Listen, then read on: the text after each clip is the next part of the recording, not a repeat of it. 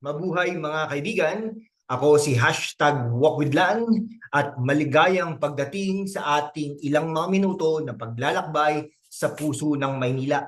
Ngayon, pag-uusapan natin ang isang balitang mainit-init, ha? Si Yorme Isko Moreno Dumagoso, ang alkalde na handang magpalit ng sasakyan at magpanggap bilang undercover agent para huliin ng mga nangungutong na traffic enforcers. Seryoso ba ito? Personal na pangangasiwaan ni Yorme Isko Moreno ang krusada laban sa katiwalian sa lansangan.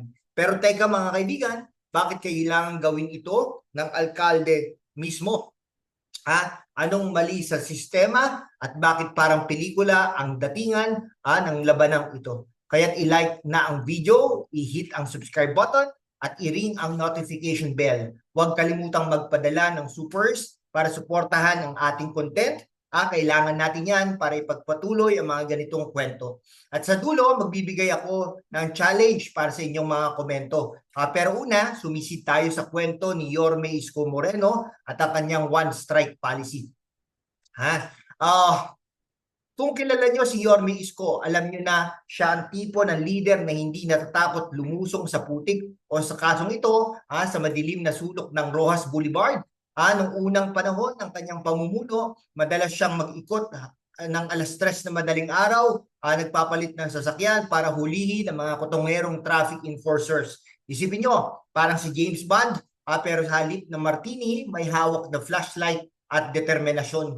Bakit nga ba ang mga cargo at delivery trucks ang madalas na biktima? Simple lang, sila ang mga unsung heroes ng ekonomiya natin, nagdi-deliver ng pagkain, gamit at produkto sa Maynila. Pero sa tuwing dadaan sila, may mga traffic enforcers na parang mga buitre, handang mangotong, boss, may violation ka. Pero pwede naman nating aregluhin. Parang script sa teleserye. Pero seryoso mga kaibigan, ang pangungutong na ito ay hindi lang simpleng katiwalian, ito'y pagnanakaw sa kabuhayan ng mga driver at negosyante.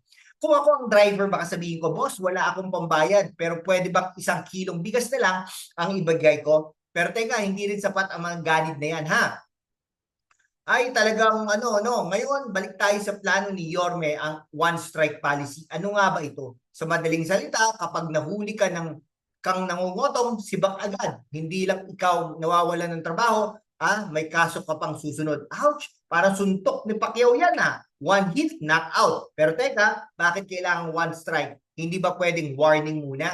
Dito na pumapasok ang ating critical analysis. Ang pangungutong ng traffic enforcers ay hindi isolated incident. Sintomas ito ng mas malalim na problema sa sistema. Isipin ninyo, bakit kailangan magpalit ng sasakyan ang alkalde para hulihin ang sarili niyang empleyado? Hindi ba't may mga supervisor din, ang internal affairs o anti-corruption units na dapat gumagawa nito? Ang sagot, bureaucracy at complicity. Kapag ang sistema mismo ay bulok, kahit ang mga pinakamagandang plano ay parang pag-ahagis ng bato sa dagat, walang ripple effect. Sa isang pag-aaral ng Transparency International, ang Pilipinas ay 113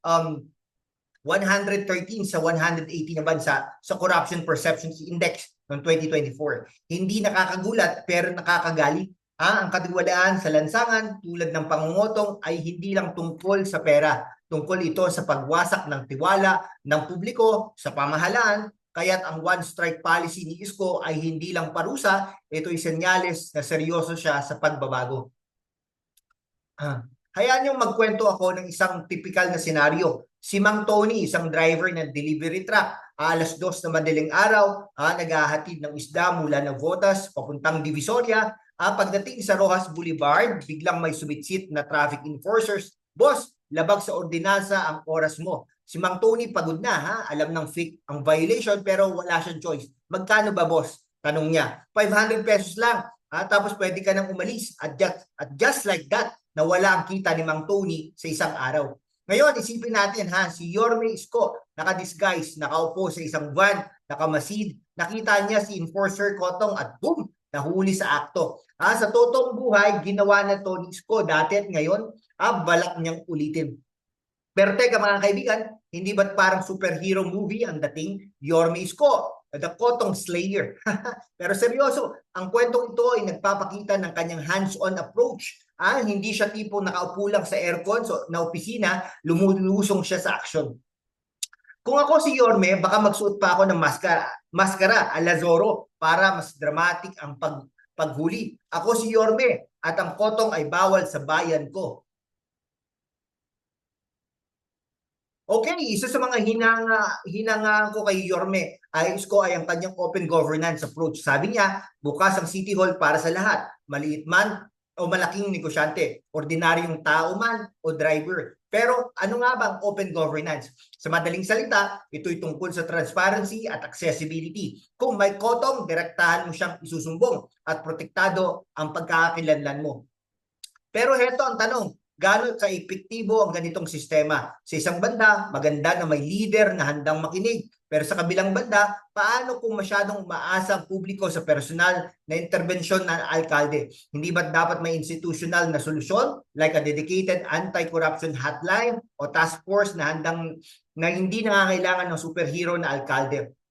Ang open governance ay isang double-edged sword. Sa isang panig, ito'y nagbibigay ng direktang access sa leader, pero sa kabilang panig inilalantad nito ang kahinahan ng sistema. Kung kailangan mong i-PM ang alkalde sa Facebook para ma-resolve ang problema, anong silbi ng mga opisyales sa baba? Dito natin makikita ang paradox na pamumuno ni Isko. Siya ang solusyon, pero siya rin ang sintomas ng mas malaking problema. Kung may isang bagay na talagang gamay ni Yorme, ito'y ang social media. Sabi niya, ginamit niya na ito noon para makatanggap ng sumbong ng direkta at gagawin niya ulit. Isipin niyo, isang PM lang sa Facebook, maaari kang magsumbong ng kotong nang hindi nagpapakilala. Parang confession sa simbahan, pero sa halip na pari, si Yorme ang makikinig.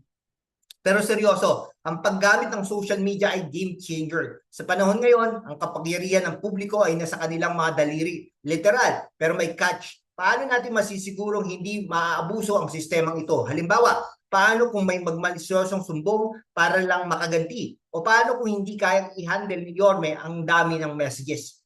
Kung ako magsusumbong, baka i-PM ko si Yorme ng, boss, yung enforcer sa kanto nangotong ng 500 pesos at ngumiti pa. Pero teka, baka sagutin ni Yorme, fix or it didn't happen. Ha, charot lang. Okay, no? So mga kaibigan, ano ang mga aral natin ngayon? No? Si Yorme Isko ay isang leader na handang lumaban sa katiwalian. Pero hindi natin dapat iasa lahat sa kanya. Ang tunay na pagbabago ay mangyayari kapag tayo rin bilang publiko ay aktibong lumahok, magsumbong, magbantay at maging bahagi ng solusyon. Kaya't heto ang challenge ko sa inyo, ha? Sa comment section, share nyo ang inyong mga kwento o opinion tungkol sa katiwalian, sa lansangan. Ano ang naranasan ninyo? Ano ang solusyon na gusto nyong makita? Huwag kalimutang i-like, i-share, at i-subscribe ang channel natin. At kung gusto nyong suportahan ang mga ganitong kwento, magpadala ng supers kahit maliit. Malaking tulong yan para may pagpatuloy natin ang mga ganitong diskusyon. Ako si #WalkWithLan, ha? At ito ang ating kwento na laban kontra kotong. Hanggang sa susunod mga kaibigan, mag-ingat sa lansangan at maging alerto laban sa katiwalian. Mabuhay ang Maynila at mabuhay kayong lahat.